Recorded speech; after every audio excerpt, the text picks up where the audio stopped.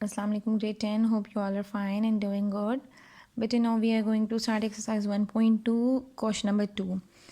In the question number 1 आपको क्या करना था कि सिर्फ आपको क्वेश्चन को रिड्यूस करना था with a possible substitution and make it to the quadratic form.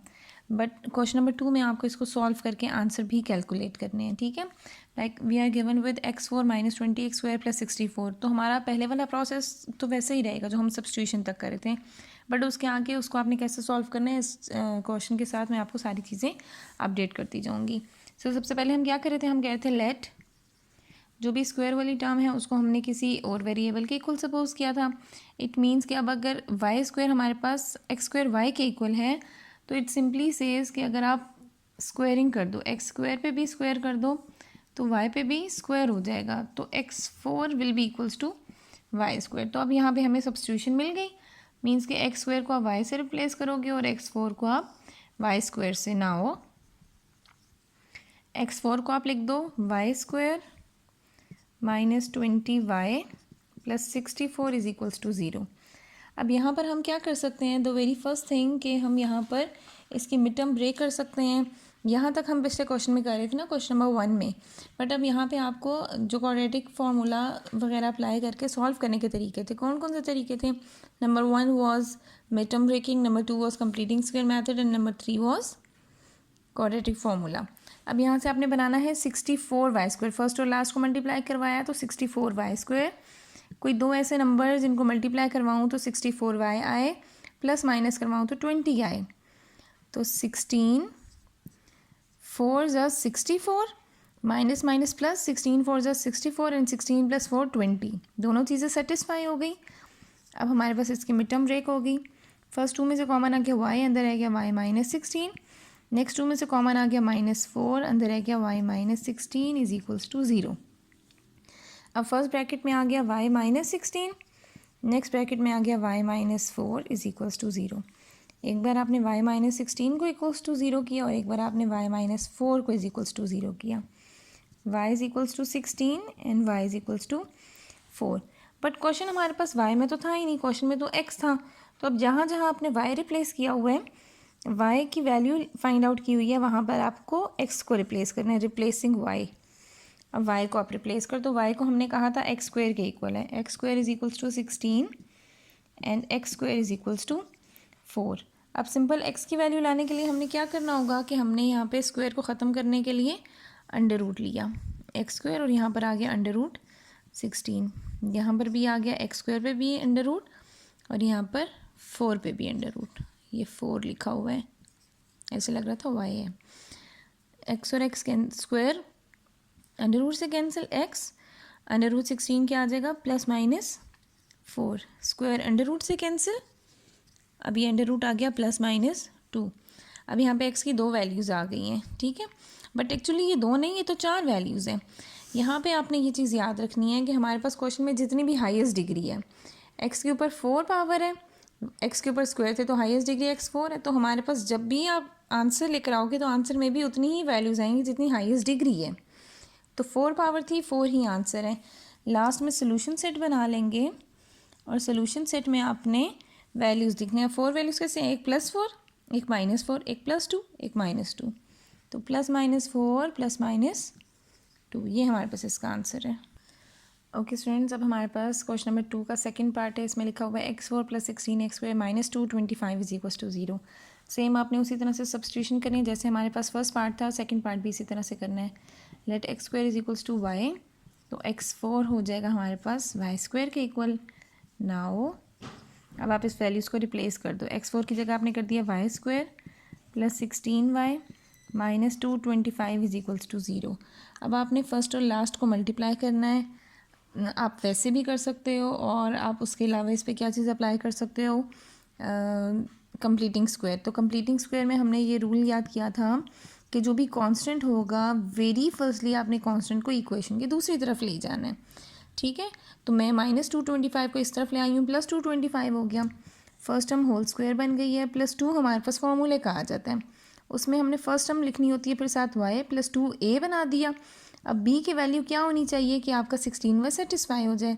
y² + 2y और 2 को किससे मल्टीप्लाई करवाऊँ, 16 है 2 8 ज़ा 16। फॉर्मूले के according A square plus 2ab plus B square, यानी कि जो भी बी की वैल्यू है उसका स्क्वायर। तो ये चीज़ तो हमने खुद से ऐड की, हमें ये चीज़ दूसरी साइड पे भी फिर ऐड करवानी है, ठीक है।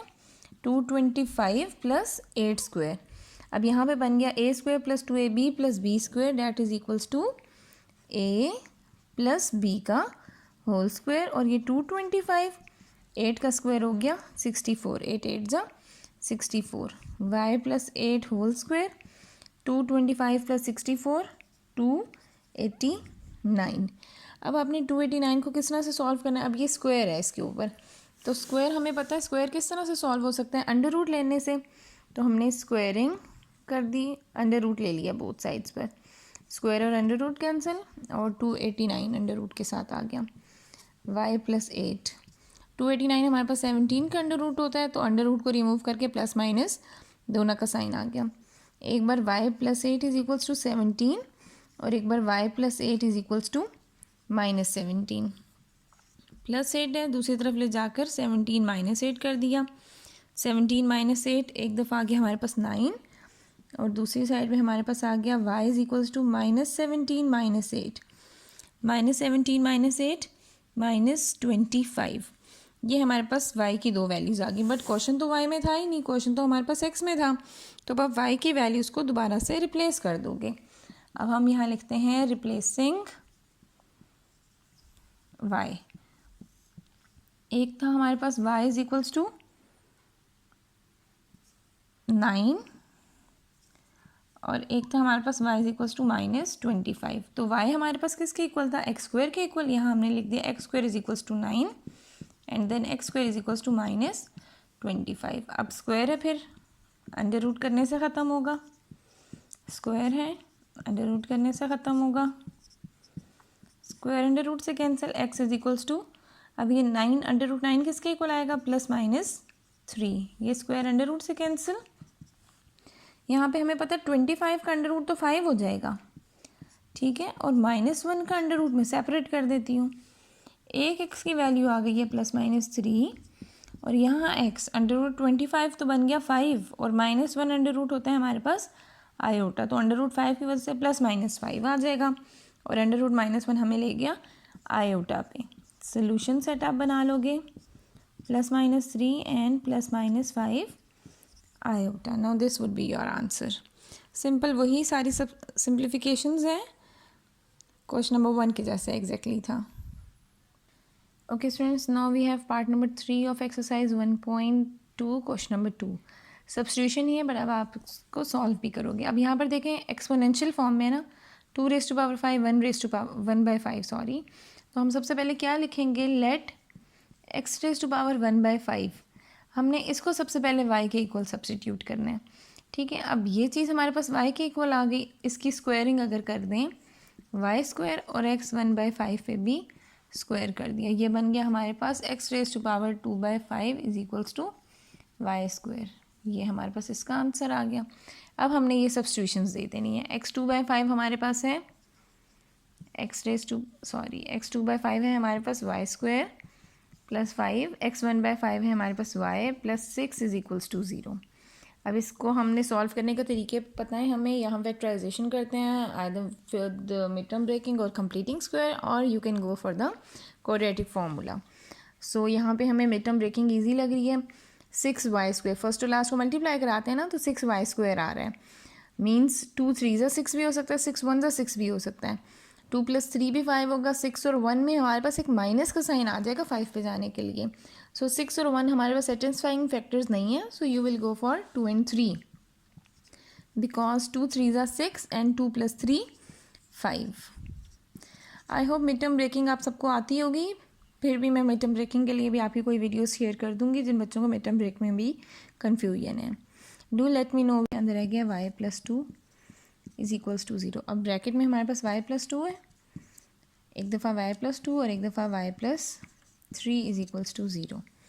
अब ये हमारे पास आ जाएगा y + 2 इज इक्वल टू 0, और दूसरा फैक्टर है y + 3 इज इक्वल टू 0।